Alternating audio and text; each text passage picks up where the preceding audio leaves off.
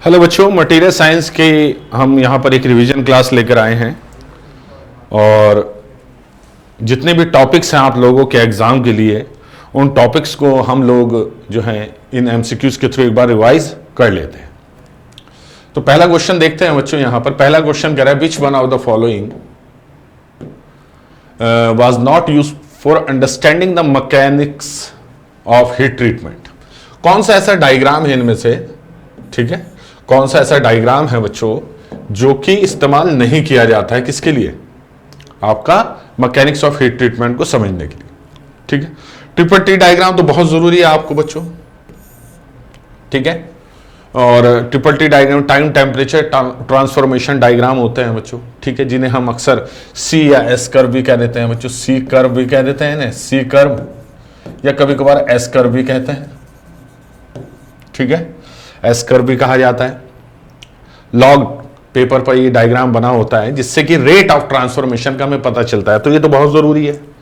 Okay, cooling कर transformation diagram ये भी जरूरी होते हैं बच्चों। ये बेसिकली चलिए आप नहीं पढ़ते हैं, थोड़ा उसके लिए है बच्चों, हायर एजुकेशन के लिए, हायर डिग्री के लिए। हार्डनेबिलिटी कर, बिल्कुल हीट ट्रीटमेंट का मेन मकसद हार्डनेबिलिटी है बच्चों। अगर एनेलिंग को छोड़ दे बाकी सब में you are improving hardening, okay, strength. Phase diagram की जरूरत नहीं पड़ती है, तो डी ऑप्शन हो जाएगा। फेज डायग्राम तो बच्चों आपको पता है कि टेम्परेचर और कंपोजिशन के बीच एक आपका आयरन कार्बाइड डायग्राम की तरह डायग्राम होता है। बाइनरी भी होता है बच्चों, आइसोमॉर्फस भी होता है, कई तरीके के होते हैं। तो फेज डायग्राम की जरूरत हीट ट्रीटमेंट के लिए नहीं पड़ती है, याद रखिएगा। अगला question, binary phase diagram. Binary phase diagram वो होता है बच्चों जिसमें दो कंपोनेंट होते हैं, टू कंपोनेंट्स, ठीक है, जैसे कॉपर निकल का होता है, कॉपर निकल, ठीक है, आयरन कार्बन, ये सब बाइनरी है बच्चों, यही होता है सिलेबस में ज्यादातर। तो बाइनरी फेज डायग्राम जो होता है मैप है that represent the relationship between dash of phase at equilibrium. याद रखना, बाइनरी फेज डायग्राम जो होते हैं बनते हैं, फेज डायग्राम जो बनते हैं बच्चों, फेज डायग्राम ये इक्विलिब्रियम कंडीशन पर बनते हैं बच्चों, ठीक है। और किस किस के बीच बनते हैं आपको पता है, टेम्परेचर और आपका कंपोजिशन। आपको पता है कि जो आयरन कार्बन डायग्राम होता है बच्चों, उसमें यहां पर टेम्परेचर होता है, यहां पर कंपोजिशन परसेंटेज होती है, कितना परसेंट कार्बन है ये वो, ठीक है, ठीक है। तो ये देखिए बच्चों, टेम्परेचर हो गया, कंपोजिशन, ये कॉपर निकल टाइप का है बच्चों, बाइनरी, ठीक है। अच्छा, इसमें दो लाइनें होती हैं बच्चों, क्योंकि एलॉय के लिए बनते हैं बच्चों ये एलॉयस। भाई जाहिर सी बात है, कॉपर निकल कोई प्योर एलिमेंट तो है नहीं ना, सिंगल एलिमेंट तो है नहीं, तो कॉपर निकल एक एलॉय होगा, आयरन कार्बन एक एलॉय होगा। तो एलॉय के लिए बच्चों याद रखना, एक लाइन ये ऊपर होती है बच्चों, इस लाइन से ऊपर अगर आप देखेंगे तो पूरा एलॉय लिक्विड होगा, और एक लाइन ये नीचे होती है, इससे अगर नीचे देखेंगे आप तो पूरा एलॉय आपका सॉलिड होगा। तो ये जो आप देख रहे हैं ये रीजन, यहां पर सॉलिड और लिक्विड दोनों होता है। सॉलिड फेस को हम अल्फा से दिखाते हैं और लिक्विड फेस को हम एल से दिखाते हैं बच्चों, याद रखें, ठीक है। तो ये आपका कॉपर और निकल का बाइनरी फेज डायग्राम। इससे आप बता सकते हैं कि कितने परसेंट कॉपर के लिए आपका मेल्टिंग सॉलिडस टेम्परेचर कितना होगा। इस लाइन को सॉलिडस लाइन कहते हैं और टेम्परेचर को सॉलिडस टेम्परेचर पता कर सकते हैं। लिक्विडस टेम्परेचर कितना होगा, ये सब बच्चों, क्योंकि एलॉय में कोई well defined single melting point या फ्रीजिंग पॉइंट नहीं होता। लिस्ट को मैच करना है बच्चों, लिस्ट को मैच करना है हमें, okay. Alpha iron carbide having crystal lattice, BCC pure allotrope of iron is stable between इतने एंड इतने डिग्री सेंटीग्रेड। अच्छा, 3। और इधर क्या क्या दिया है बच्चों, delta iron eutectic with 3 iron and 1 carbon atom, okay. Melting temperature, ठीक है, ओके, ये अलग अलग दिया है बच्चों, ठीक है। तो इसमें आपको देखना है कि क्या क्या है बच्चों। देखिए अल्फा आयरन जो होता है बच्चों, अल्फा आयरन को हम फेरेटिक आयरन भी कहते हैं या फेराइड भी कहते हैं। तो 1 का हो जाए, ए का बच्चों 3 हो जाएगा बच्चों, आप नोटिस कीजिएगा, ए का 3 हो जाएगा। अल्फा आयरन फेराइट होता है, स्टेबल होता है 910 डिग्री सेंटीग्रेड तक, ठीक है। अच्छा, आयरन कार्बाइड जो होता है बच्चों वो होता है Fe3C। अब iron carbide having crystal lattice, किसका क्रिस्टल लैटिस ले रखा है बच्चों, आयरन कार्बन।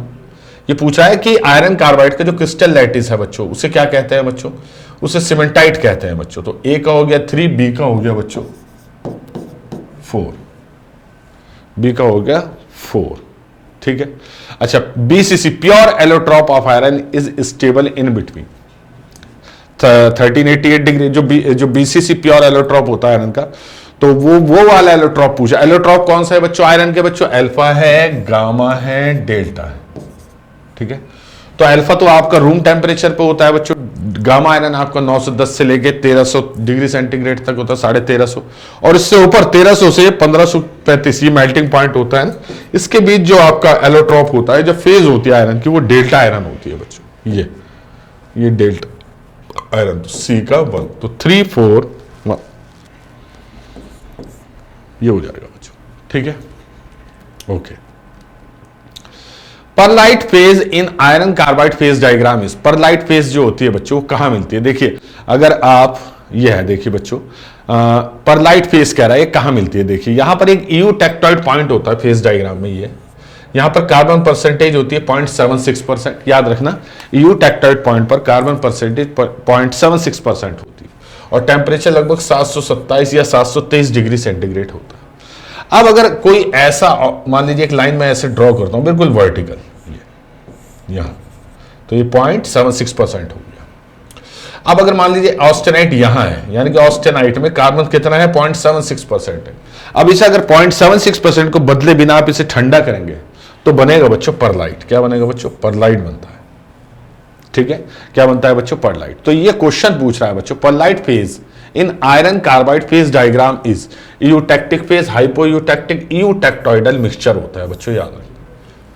एग्जैक्ट इसी पॉइंट को आप यूटेक्टोइड पॉइंट कहता है। अगर इसी के अलोंग में ठंडा करता चले जाऊं, टेम्परेचर डिक्रीज करता चला जाऊं, इतनी कार्बन परसेंटेज को 0.76% को कांस्टेंट रखते हुए, तो यूटेक्टोइड मिक्सचर बनता है pearlite pure.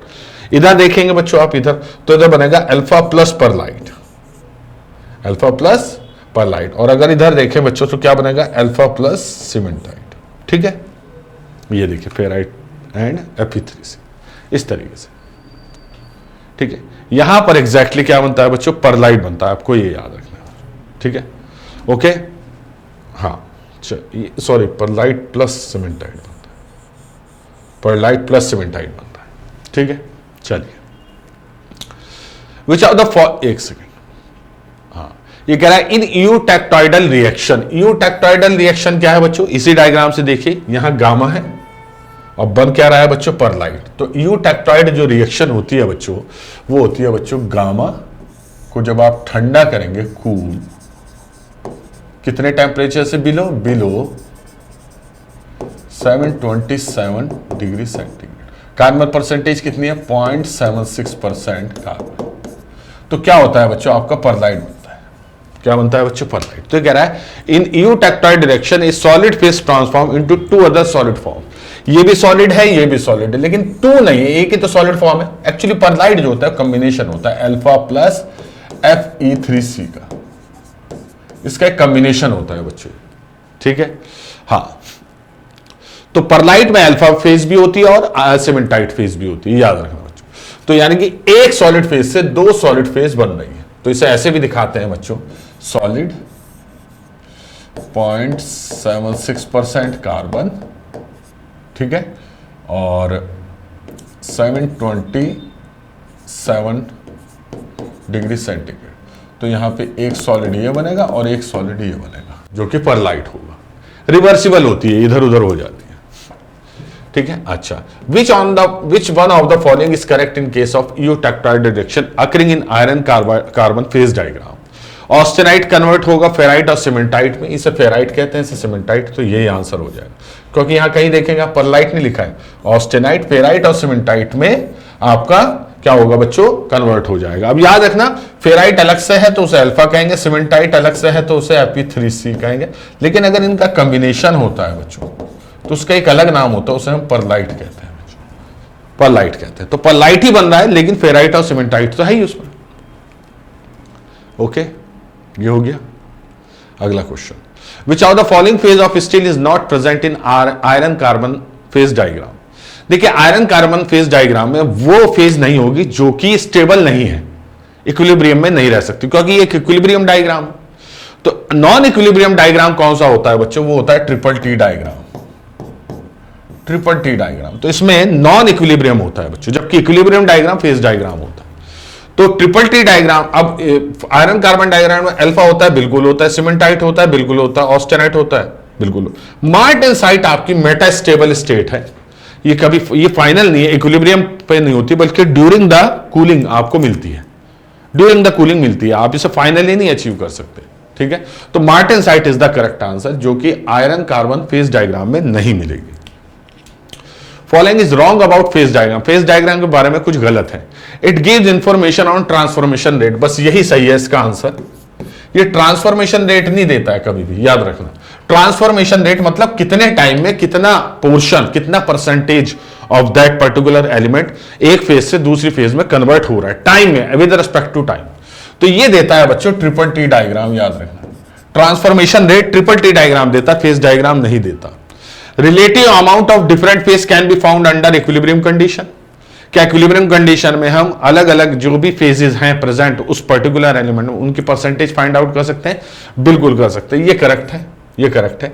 It indicate the temperature at which different phase start to melt, अलग अलग फेज का मेल्टिंग टेम्परेचर क्या है, ये मिल जाएगा, बिल्कुल मिल जाता है, ये भी करेक्ट हो गया बच्चों। सॉलिड सॉल्युबिलिटी आपको पता चल जाएगी, ये सारी चीजें मैं आपको बता देता हूं, बिल्कुल ये भी पता चल जाएगा। तो सबसे पहले उसने कहा बच्चों relative amount of different phase can be found under given equilibrium condition, ठीक है। देखिए मैं आपको समझाता हूं ये बात क्या कहना चाह रहा है।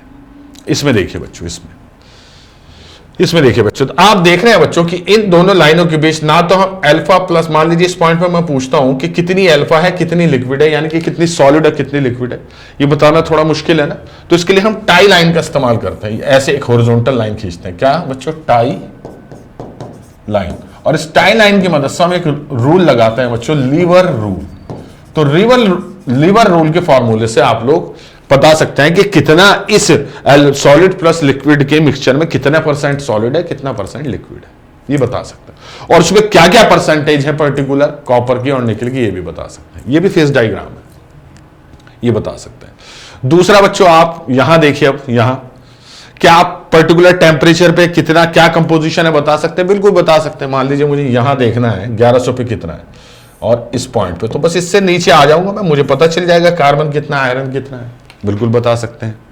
तीसरा क्या पॉइंट था बच्चों, सॉलिड सॉल्युबिलिटी, इसका मतलब होता है कि मैक्सिमम कितना कार्बन परसेंट आप मिला सकते हैं, क्या ये पता चल सकता है बच्चों, बिल्कुल। आपको पता है स्टील में आप 6.7% से ज्यादा स्टील नहीं मिला सकते या मिलाना नहीं चाहिए, तो आपको सॉल्युबिलिटी भी पता चल जाएगी। जैसे ये देखिए 0.025% लिखा है इस पॉइंट के बारे में, यानी कि अल्फा आयरन में जो है बच्चों, प्योर अल्फा आयरन में इससे ज्यादा कार्बन परसेंटेज नहीं हो सकता। ओके, इसी तरीके से बच्चों और भी बहुत सारी चीजें हैं, आपको हाइपो यूटेक्टॉइड स्टील के बारे में पता चल सकता है, बिल्कुल पता चल सकता है। हाइपर यूटेक्टॉइड स्टील के बारे में पता चल सकता है, बिल्कुल पता चल सकता है। तो बहुत कुछ पता चल सकता है आपको, किस टाइप स्टील है, कास्ट आयरन है या पिग आयरन है, ये भी आपको पता चल सकता है, सिर्फ आयरन है। अगला question, in phase diagram the reaction that yields two solid phases on cooling as a single solid phase is called. Phase diagram में वो रिएक्शन जिससे दो सॉलिड फेज, ठीक है, ठंडा होने पर एक सिंगल सॉलिड फेज में कन्वर्ट होता है, उसे क्या कहते हैं। अब देखिए यूटेक्टॉइड रिएक्शन में आपने देखा था कि एक सॉलिड दो अलग अलग सॉलिड में कन्वर्ट हो रहा था, यूटेक्टॉइड रिएक्शन, उसका टेम्परेचर भी आपको पता है बच्चों और उसका कार्बन परसेंटेज भी आपको पता है, ठीक है। अब ये कह रहा है उल्टा, ये कह रहा है the reaction that is two solid phase on cooling, cooling होने पे, देखिए इधर जाएंगे तो आप कूलिंग हो रही है, ये कूलिंग है। अब मान लीजिए मैं कहता हूं क्या इन दो सॉलिड से एक अकेला सॉलिड बन सकता है हीटिंग की मदद से, ठीक है, उल्टा कर दीजिए, बन जाएगा, हीट करेंगे। तो यानी कि ये रिएक्शन, उसे उल्टा करने पे इसका आंसर नहीं मिलेगा, आपको कूलिंग करके दो सॉलिड फेज से एक सिंगल सॉलिड फेज बनानी है, एक सिंगल सॉलिड फेज बना। तो कौन सी आपकी रिएक्शन कहलाती है, तो इसके लिए आप क्या कीजिए बच्चों, आप आ जाइए बच्चों यहां पर आ जाइए बच्चों, ठीक है।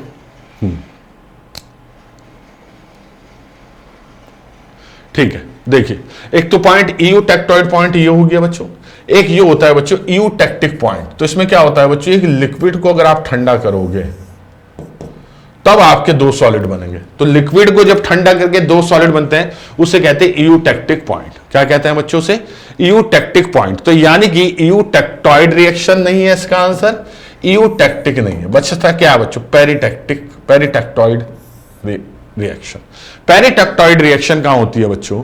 वो होती है बच्चों यहां डेल्टा आयरन के आसपास, यहां पर, ठीक है। हाँ, क्या होता है बच्चों? ये देखिए यहां पर डेल्टा आयरन और ऑस्टेनाइट है। अब यहां से अगर आप कुछ ठंडा करेंगे डायरेक्ट यहां आएंगे तो सिर्फ आपको ऑस्टेनाइट मिलेगा। इस छोटी सी रीजन में दो तरह से है, डेल्टा आयरन और ऑस्टेनाइट मिक्स है सॉलिड, क्योंकि लिक्विड तो सिर्फ इन लाइन से ऊपर बनता है, इन लाइन से ऊपर सिर्फ लिक्विड है। लेकिन इस छोटी सी रीजन में यहां पर ये लिखा हुआ है डेल्टा आयरन और ऑस्टेनाइट आपको मिल जाता है बच्चों। तो जब आप इसे ठंडा करेंगे तब आपको अकेला ऑस्टेनाइट मिलेगा। तो इसे कहते हैं बच्चों पेरिटेक्टॉइड रिएक्शन। क्या कहते हैं बच्चों से? पेरिटेक्टॉइड रिएक्शन, ठीक है। तो इसका आंसर बी हो जाएगा, ठीक है। इन तीन रिएक्शन को ही पढ़ना है, इससे ज्यादा मत पढ़िएगा। अगला question, the phase represent in pearlite are. कौन कौन सी फेज होती है परलाइट में आपका बच्चों? फेराइट और सीमेंटाइट, अभी डिस्कस किया हमने। यूटेक्टिक रिएक्शन फॉर कितने टेम्परेचर पे होती है यूटेक्टॉइड रिएक्शन बच्चों आपका? For the carbon system. अब देखो 650 भी सही नहीं, आपको पता है ना 727 डिग्री सेंटीग्रेड।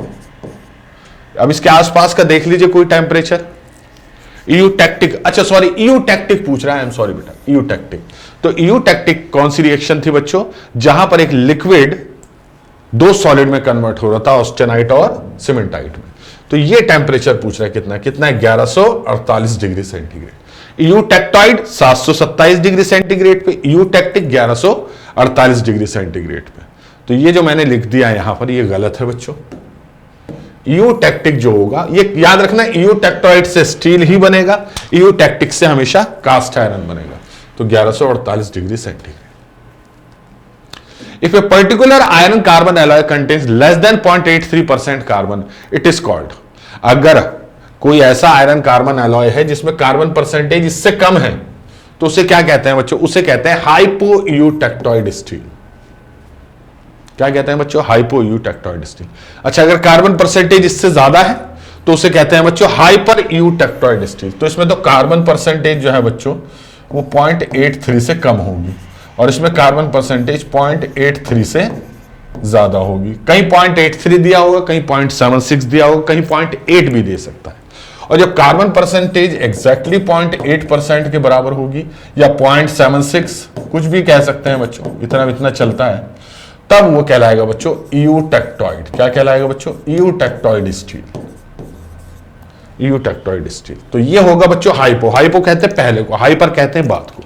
आप इसे फेज डायग्राम में भी देख सकते हैं। यहां पर ये देखिए, इस टेम्परेचर से ये 0.76% का जो है, इससे इधर वाला स्टील है हाइपो यूटेक्टॉइड स्टील, और यहां से 2.14% तक है बच्चों आपका लगभग, या 2% तक है बच्चों आपका हाइपर यूटेक्टॉइड स्टील, ठीक है, हाइपर। इसी तरह से इस पॉइंट से पहला जो कास्ट आयरन है, यहां से यहां तक का कास्ट आयरन, इसे कहते हैं हाइपो यूटेक्टिक कास्ट आयरन, और इससे आगे का जो कास्ट आयरन है बच्चों उसे कहेंगे हाइपर यूटेक्टिक कास्ट आयरन, जो पिग आयरन कहलाता है। आगे बढ़ते हैं।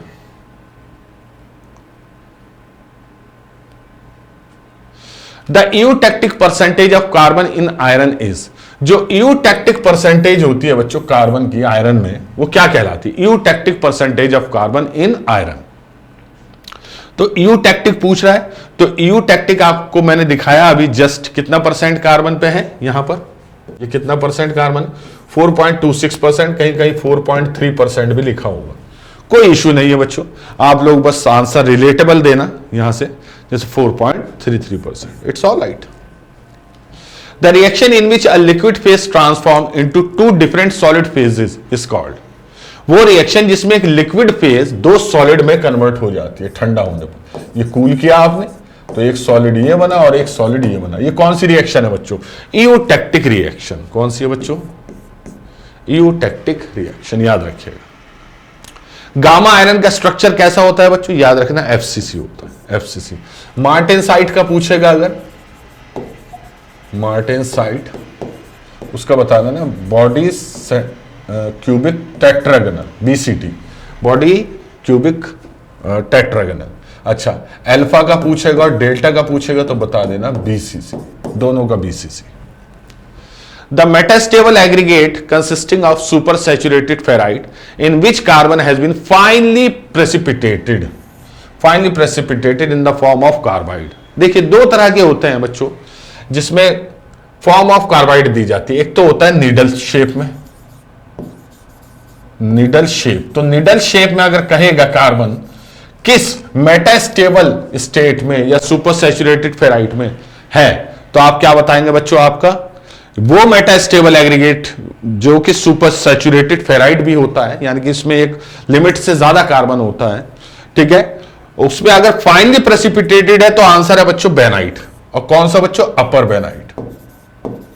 अपर बेनाइट याद रखना बच्चों, अपर बेनाइट, अपर बेनाइट। अपर बेनाइट बच्चों याद रखना लगभग 400 से 500 डिग्री सेंटीग्रेड के आसपास आपको मिल जाता है, ठीक है। बेनाइट बनता है बच्चों ऑस टेम्परिंग प्रोसेस से, याद रखना ऑस टेम्परिंग प्रोसेस। ये आपको फेज डायग्राम में नहीं दिखाई देगा बेनाइट, क्योंकि ये नॉन इक्विलिब्रियम स्टेट है। मेटास्टेबल का मतलब होता है कि अभी उसे आगे और चेंज होना है। तो अपर बेनाइट बच्चों इतने में मिलता है। एक होता है बच्चों lower bainite, lower bainite. Lower bainite जो है बच्चों बेनाइट, ठीक है, लोअर बेनाइट जो है बच्चों वो लगभग 250 से 350 डिग्री सेंटीग्रेड के आसपास मिल जाता है। होता क्या है बच्चों, जब आप हॉट ऑस्टेनाइट को ठंडा करते हैं और इतने टेम्परेचर पे या इतने टेम्परेचर पे ला के उसे होल्ड कर लेते हैं, काफी देर तक होल्ड करते हैं, तब आपका बेनाइट बनता है। अगर इतने टेम्परेचर पे होल्ड किया तो अपर बेनाइट, इतने पे किया तो लोअर बेनाइट। लोअर बेनाइट में बच्चों सीमेंटाइट नीडल शेप का होता है बच्चों, चाहे लोअर बेनाइट है चाहे मार्टेनसाइट है, याद रखना बच्चों मार्टेनसाइट। इसमें नीडल टाइप का होता है, लंबे लंबे ग्रेन्स बनते हैं सीमेंटाइट के, ठीक है। हाँ, तो इसका आंसर हो गया बच्चों अपर bainite. When solidification start, iron will appear in dash form। अगर सॉलिडिफिकेशन स्टार्ट होगा तो आयरन कौन सी फॉर्म में आएगा? देखिए इसके लिए भी आपको फेज डायग्राम पे जाना पड़ेगा। तो फेज डायग्राम देखते हैं हम बच्चों, फेज डायग्राम पे जाना पड़ेगा। ये ठीक है, ये है लिक्विड, इससे ऊपर सारा लिक्विड है, ये पूरा लिक्विड है। तो जब ठंडा होगा तो सबसे पहले डेल्टा आयरन बनता है, याद रखना। ऊपर से ठंडा होगा ना तो डेल्टा आयरन। तो इसका आंसर क्या हो जाएगा बच्चों? Delta iron, delta. Triple T curve is also, triple T में जो है बच्चों आइसोथर्मल ट्रांसफॉर्मेशन भी कहलाता है बच्चों, ये कहलाता है। सब प्रोसेस के लिए नहीं, कुछ प्रोसेस जैसे बेनाइट में आइसोथर्मली आप ठंडा करते हैं, ठीक है, ओके। यह है ट्रिपल टी कर्व, तो इन्हें आइसोथर्मल प्रोसेस भी। तो ट्रिपल टी कर्व से हमें कुछ और फॉर्म ऑफ स्टील के बारे में पता चलता है। जैसे ऑस्टेनाइट तो रहेगा ही रहेगा, कोर्स परलाइट है, फाइन परलाइट है। कोर्स परलाइट एनिलिंग से बनता है, फाइन परलाइट आपका जो है बच्चों वो आपका नॉर्मलाइजिंग से बनता है बच्चों। और फाइन से फाइन होता चला जाएगा आपका, जैसे जैसे कूलिंग रेट आप बढ़ाते चले जाएंगे, ठीक है, हाँ सॉरी घटाते चले जाएंगे, ओके, ठीक। अच्छा, लोअर बेनाइट को आप एसिकुलर बेनाइट भी कहते हैं बच्चों, याद रखना। ये फेदरी बेनाइट होता है बच्चों, और ये आपका एसिकुलर बेनाइट जो होता है इसे आप क्या कहते हैं बच्चों? आपका नीडल स्ट्रक्चर या लोअर बेनाइट भी कहते हैं बच्चों। तो ये है बच्चों, क्वेश्चन क्या था? हाँ, तो ये आइसोथर्मल प्रोसेस होते हैं बेसिकली, जैसे कि बेनाइट वगैरह बनाना अगर होता है, ठीक है। ये रीजन जो है बच्चों यहां से यहां तक, ये 220 से लगभग 140-50 तक, या इसके बीच आपको मार्टेनसाइट मिलेगा। और जैसे ही रूम टेम्परेचर पर ठंडा होगा आपका मार्टेनसाइट जो है बहुत हार्ड और ब्रिटल मटेरियल मिल जाएगा, ठीक है। Carbon percentage present in form of more than 4.3% is known as. अगर कार्बन परसेंटेज कास्ट आयरन में इससे ज्यादा है तो अभी जस्ट मैंने आपको बताया हाइपर यूटेक्टिक कास्ट आयरन कहते हैं बच्चों, ठीक है। The limitation of plane carbon steel in, plane carbon steel जो होता है इसकी लिमिटेशन क्या है? पुअर हार्डनेबिलिटी, बिल्कुल है। Major loss of hardness on tempering, बिल्कुल टेम्परिंग करने में बहुत सॉफ्ट हो जाता है। लो कोरोजन रेजिस्टेंस, बिल्कुल सही है। तो इसका आंसर बच्चों ऑल ऑफ द अबव। ये सारे इसकी शॉर्ट कमिंग है बच्चों प्लेन कार्बन स्टील की, याद रखें, ठीक है। वैसे सबकी नहीं है यहाँ ये।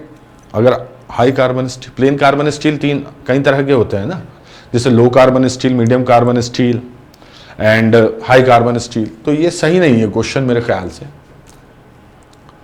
ये सही नहीं है। पुअर हार्डनेबिलिटी, नहीं, इसका आंसर ये कुछ गड़बड़ लग रहा है मुझे क्वेश्चन। ये तो लो कार्बन स्टील के लिए, प्लेन कार्बन स्टील के लिए पुअर हार्डनेबिलिटी हमेशा नहीं है, हाई कार्बन स्टील की ज्यादा होती है। Major loss of hardness on tempering, इसका बी लगा देना। टेम्परिंग अगर करेंगे तो चाहे किसी भी टाइप का आपका प्लेन कार्बन स्टील हो, उसकी सॉफ्टनेस बढ़ेगी, हार्डनेस कम होगी। लो कोरोजन जिससे ये भी डिपेंड करेगा कार्बन परसेंटेज पे, ठीक है। अच्छा, ये कुछ आपको मटेरियल दिए हैं, आपको इनसे मिलाना है, ठीक है। लो कार्बन स्टील से क्या बनता है बच्चों आपका? लो कार्बन स्टील से बनता है आपका बेसिकली कीलें बनती हैं, ठीक है। हेडफील्ड मैग्नीज स्टील बहुत हार्ड होता है बच्चों, इससे आपका बुलडोजर के ब्लेड बन जाएंगे। कॉन्स्टेंटेन से आपका थर्मोकपल बन जाएगा, और बेबिट अलॉय से बच्चों आपका बियरिंग बन जाएगा, ठीक है। हाँ, ओके, इन सब के कंपोजिशन देख लेना बच्चों आप लोग आज, कंपोजिशन, क्योंकि कंपोजिशन भी डायरेक्ट आपसे पूछे जा सकते हैं। ओके, अब मैं आपको क्या बताऊं है, ठीक है। इसमें मैंगनीज ज्यादा होता है बच्चों, 13-14%। कॉन्स्टेंटाइन जो होता है बच्चों, कौन सा अलॉय है, बेबिट अलॉय कौन सा, ये प्लीज जरूर देख लेना। वैसे मैं कोशिश करूंगा क्वेश्चन डाल दूं आगे। अच्छा, ये तो मैंने लिखा है, ठीक है। तो मैंगनीज होता है बच्चों 10 से 14% हेडफील्ड मैंगनीज में, याद रखना बच्चों, ठीक है। कार्बन होता है 1 से 1.4%, ठीक है। बाकी इसकी टफनेस बहुत अच्छी होती है, बहुत अच्छी बियर रेजिस्टेंस होती है, work hard and under impact, ठीक है। हाँ, इम्पैक्ट स्ट्रेंथ बहुत अच्छी होती है। कॉन्स्टेंटाइन बच्चों कॉपर और निकिल का अलॉय है, कॉपर लगभग 55 से 60%, निकिल 40 से 45%। बेबिट अलॉय दो तरह के होते हैं प्यारे बच्चों, एक तो टिन बेस्ड और एक आपका लेड बेस्ड। जो टिन बेस्ड है उसमें 88% टिन होता है, 8% एंटीमनी, 4% कार्बन, ये बहुत पूछा जाता है, इंपॉर्टेंट है। लेड में 85% लेड होता है बच्चों, एंटीमनी 10% होता है, कॉपर जो है बच्चों 5% होता है। तो लगभग आसपास ही है बच्चों, याद रखना, ठीक है। ओके, 18/8 स्टेनलेस स्टील कंटेन्स, जो 18/8 स्टेनलेस स्टील होता है इसमें क्या क्या होता है बच्चों? इसमें 18% क्रोमियम होता है, बिल्कुल सही है। 8% निकल होता है, बिल्कुल सही है, ठीक है। Tin based white metal are used where the bearings are subjected to. Tin based जो व्हाइट मेटल होती है बच्चों, उसके जो tin based white metals are used where the bearings are subjected to. देखिए, टिन बेस्ड के यूज होते हैं लाइट और लाइट लोड के लिए, और जो लेड बेस्ड होते हैं वो यूज होते हैं बच्चों बेयरिंग लेड बेस्ड के अगर हो बच्चों, लेड बेस्ड, तो याद रखना बच्चों वो होते हैं बच्चों आपके हैवी ड्यूटी, हैवी ड्यूटी, ये हैवी ड्यूटी के लिए होता है बच्चों, याद रखिएगा, ठीक है। ओके, ठीक है, ये मैंने यहां पे दे दिया है बच्चों। टिन बेस्ड का कंपोजिशन लेड बेस्ड, ये तो वही है बच्चों। ये लाइट लोड के लिए सुटेबल है, ये मॉडरेट टू हाई लोड के लिए सुटेबल है बच्चों, याद रखना। इसकी थर्मल रेजिस्टिविटी बहुत अच्छी होती है, ठीक है, और थर्मल कंडक्टिविटी भी बहुत अच्छी होती है। इसका टेम्परेचर रेजिस्टेंस कम होता है, ओके। हाँ, ओके ओके, और बाकी मैंने आपको बता दिया है, ठीक है। कहां कहां यूज होते हैं ये तो नहीं, हैवी ड्यूटी या लो ड्यूटीज में ही आएगा, ठीक है। Which of the following pairs regarding the effect of alloying element in steel are correctly matched? अच्छा, इनमें से कौन सा करेक्टली मैच्ड है?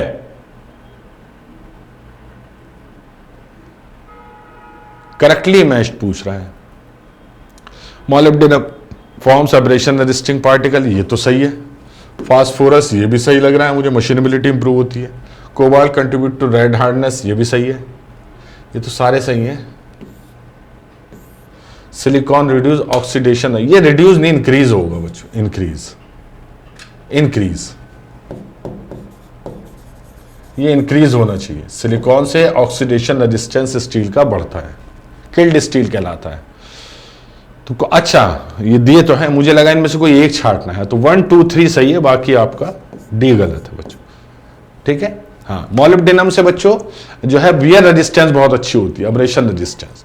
फास्फोरस से कटिंग बहुत अच्छी होती है बच्चों।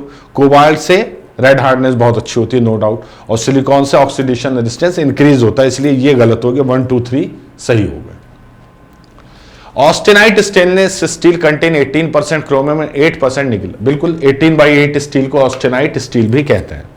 Since it retain its austenitic structure at room temperature, it is called austenitic stainless steel। ठीक है, ये बात भी सही है। Chromium present in steel improve it's corrosion resistance, बिल्कुल सही बात है। क्रोमियम स्टील में कोरोजन रेजिस्टेंस इंप्रूव करता है by forming a thin layer of chromium oxide on the surface, ये भी बिल्कुल सही बात है। तो असर्शन बिल्कुल सही है, रीजन भी बिल्कुल सही है, लेकिन ये एक्सप्लेन नहीं कर रहा है। ऐसे कुछ एक्सप्लेन क्या कर रहा है? ऑस्टेनिक स्टील कंटेन 18% क्रोमियम 8% निकल सिंस इट रिटेन, इसके नाम से इसका कोई मतलब नहीं है। ठीक है, तो वो दोनों सही है, लेकिन एक्सप्लेनेशन नहीं है आर ए की, याद रखना बच्चों। लिस्ट मैच करना है बच्चों। अच्छा, ये अच्छा क्वेश्चन है बच्चों। ये कह रहा है निकिल मिलाने पे क्या होगा, क्रोमियम मिलाने पे क्या होगा, टंगस्टन पे सिलिकॉन। देखिए, निकिल मिलाने से टेंसाइल स्ट्रेंथ बहुत अच्छी होती है, डक्टिलिटी जू की तू रहती है। इसके अलावा कोरोजन रेजिस्टेंस भी थोड़ा सा इंप्रूव करता है, बट क्रोमियम से कम करता है। हार्डनेबिलिटी भी बहुत अच्छी करता है, बट क्रोमियम से कम करता है। क्रोमियम से कोरोजन रेजिस्टेंस और हार्डनेबिलिटी बहुत अच्छी होती है। टंगस्टन से हॉट हार्डनेस बहुत अच्छी होती है। सिलिकॉन से कुछ मैग्नेटिक परमेबिलिटी अच्छी होती है और हार्डनेस भी अच्छी होती है। ओके, निकिल तो टंगस्टन से हीट रेजिस्टेंस बहुत अच्छा होगा, सिलिकॉन से मैग्नेटिक प्रॉपर्टी बहुत अच्छी होगी बच्चों, क्रोमियम से कोरोजन रेजिस्टेंस बहुत अच्छा होगा, निकिल से हार्डनेबिलिटी अच्छी होगी। ये कह दीजिए बस, क्रोमियम का प्राइमरी काम तो यही है ना, उसके बाद हार्डनेबिलिटी है। निकिल और क्रोमियम दोनों एक साथ ही यूज किए जाते हैं, याद रखना, अलग अलग नहीं यूज किए जाते। और इन दोनों का इफेक्ट लगभग सेम है कोरोजन पर, मतलब क्रोमियम का ज्यादा है कोरोजन रेजिस्टेंस और हार्डनेबिलिटी भी। लेकिन अब छांटना है क्वेश्चन तो यही हो जाएगा, ए का 4, बी का 1, सी का 3 और डी का 2। तो option A will be the correct answer. अच्छा, chromel, babbitt alloy, nimonic alloy, high speed steel, किससे क्या क्या बनता है बच्चों? ठीक है, देखो क्रोमेल से तो आपका थर्मोकपल वायर बनती है, इसका कंपोजिशन देख लेना। बेबिट एलॉय से बेरिंग बनते हैं, नो डाउट। निमोनिक एलॉय से टरबाइन ब्लेड बनते हैं और हाई स्पीड स्टील से कटर बनते हैं या कटिंग टूल बनता है बच्चों। ठीक है, इनके कंपोजिशन देख लेना प्लीज। ये चारों में से कोई एक कंपोजिशन आप लोगों के एग्जाम में आ सकता है, कोई इशू नहीं है। Cast iron is generally hard and brittle and wear resistance, बिल्कुल सही है। Cast iron contains more than 20% carbon, नहीं, ये गलत हो गया। जब ये गलत हो गया तो आंसर ए की बचता है सी। वो तो सही है बिल्कुल, हार्ड भी है, ब्रिटल भी है और वियर रेजिस्टेंट भी है। अच्छा, tungsten carbide, silicon nitride, aluminium oxide, silicon carbide. अच्छा, ये ठीक है। देखो, एल्यूमिनियम ऑक्साइड के तो हीटिंग एलिमेंट बनते हैं बच्चों, याद रखना। ठीक है, सिलिकॉन कार्बाइड से एब्रेसिव व्हील्स बनते हैं। टंगस्टन कार्बाइड से बच्चों आपका ड्राइंग डाइज बन सकती हैं एक्सट्रूजन के लिए, और pipes for carrying liquid metal के लिए सिलिकॉन नाइट्राइड। ठीक है, हाँ, ये याद रखिएगा। अब ये तो एप्लीकेशन है, तो रटनी पड़ेंगी आपको, ये तो रटनी पड़ेंगी। टंगस्टन कार्बाइड से ड्राइंग डाइज बनती हैं वायर ड्राइंग के लिए। सिलिकॉन नाइट्राइड से वो पाइप बनते हैं जिनमें लिक्विड मेटल को फ्लो करना होता है। एल्यूमिनियम ऑक्साइड के हीटिंग एलिमेंट बनाए जा सकते हैं, बनाते नहीं, बनाए जा सकते हैं। वैसे नाइक्रोम के बनते हैं heating element, but still silicon carbide के बच्चे एब्रेसिव व्हील। जो क्वेश्चन दिया है उसमें से आंसर छांटना है ना, तो ए का 4, बी का 3, सी का 2 और डी का 1, ए ऑप्शन आपका सही हो जाएगा। Percentage of various alloying element present in different steel material are given below. अच्छा, ये कुछ कार्बन ये आपका कंपोजिशन दिए हैं कुछ स्टील के। अब ये पूछा which of these relate to high speed steel. देखो, हाई स्पीड स्टील जो होते हैं बेसिकली, एक तो होते हैं टी टाइप जिनमें टंगस्टन होता है, और एक होता है बच्चों एम टाइप जिसमें मोलिब्डेनम होता है। ओके, टी टाइप का बड़ा अच्छा एग्जाम्पल है 1841, 18% क्रोमियम, 4% 18% टंगस्टन, 4% क्रोमियम और 1% वेनेडियम। सबसे पहले यही चेक करते हैं क्या, सबसे पहले यही हो जाएगा बच्चों, 1841, 1841। ठीक है, ये हो जाएगा। अच्छा, दूसरा क्या कह रहा है, 8% मोलिब्डेनम, 4% क्रोमियम, 2% वेनेडियम। ये भी हो सकता है, ये भी हो सकता है बच्चों, ये भी हो सकता है। तो इसका आंसर हो जाएगा 1 और 2, ठीक है, क्योंकि इसमें से हाई स्पीड स्टील निकालना है, तो हाई स्पीड स्टील तो यही होता है बच्चों। ये दोनों में कार्बन परसेंटेज देख लीजिए, 0.5%, 0.5 से 1.5 के बीच होती है बच्चों, याद रखना। तो 0.7% दी है, ठीक है। चलिए, एडिशन ऑफ वेनेडियम, अगर वेनेडियम आपका मिला दिया जाए किसमें, स्टील में, तो क्या होता है बच्चों, हीट ट्रीटेबिलिटी बाय क्विंचिंग इंक्रीज होती है, नहीं। हार्डेनेबिलिटी, हाँ बिल्कुल होती है। फटीग स्ट्रेंथ होती है। Resistance to oxidation at elevated temperature, ये क्वेश्चन मुश्किल है, क्योंकि इस तरह के क्वेश्चन में ही सबसे ज्यादा वो होता है बच्चों इशू, याद रखिएगा, सबसे ज्यादा इशू इसी में होता है। अब समझने वाली बात यह है कि जो बेसिकली एलॉइंग किया जाता है उसका मेन मकसद ही हार्डेनेबिलिटी को इंप्रूव करना है। तो ऐसे समय पे बच्चों आप लोग हार्डेनेबिलिटी का आंसर टिक कर देंगे, हार्डेनेबिलिटी, ठीक है, हार्डेनेबिलिटी का आंसर टिक कर देंगे। अगला question, the alloy steel designated as 40CR18Ni2 by Bureau of Indian Standard contains, इस तरह का क्वेश्चन भी आ सकता है। तो जो सबसे पहले डिजिट लिखा हुआ उसे अगर 100 से डिवाइड करेंगे आप, you will get the carbon percentage 0.4, ठीक है। तो 0.4% के कार्बन यहां है, यहां है, ये 0.4 ही है परसेंट में, ठीक है। ये क्रोमियम को बिल्कुल नहीं छेड़ना है बच्चों, क्रोमियम को 18% ही रहने देना है। ये क्रोमियम की परसेंटेज है 18, ठीक है। और निकिल 2%, तो ए ऑप्शन रहेगा। तो ऑस्टेनिटिक स्टील है क्योंकि इसमें 18% क्रोमियम है। निकिल जो है अप टू 8% हो सकता है उसमें, आपको पता है। तो इस तरीके से ये क्वेश्चन ये आ जाता है बच्चों। The correct composition of austenitic stainless steel, austenitic stainless steel, तो आपको ढूंढना है एक तो क्रोमियम और एक निकिल। देखना 18 और 8 के बीच का आपका कंपोजिशन हो, तो 18% क्रोमियम, 8% निकिल, बाकी कुछ देखने की जरूरत नहीं है। आप याद ही नहीं कर सकते ना इतने कॉन्स्टिट्यूएंट्स की परसेंटेज। तो ये this is the correct answer. एक सेकेंड,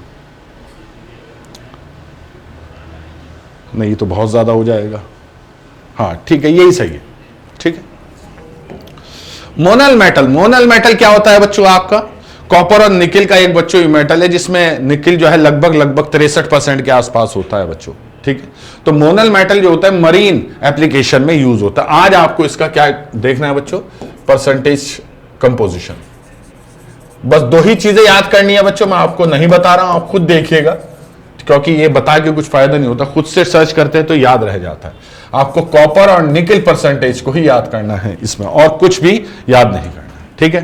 तो चलिए फिर आऊंगा नेक्स्ट क्लास में आप लोगों के सामने कुछ और क्वेश्चन के साथ, ठीक है। तब तक के लिए thank you very much and all the very best.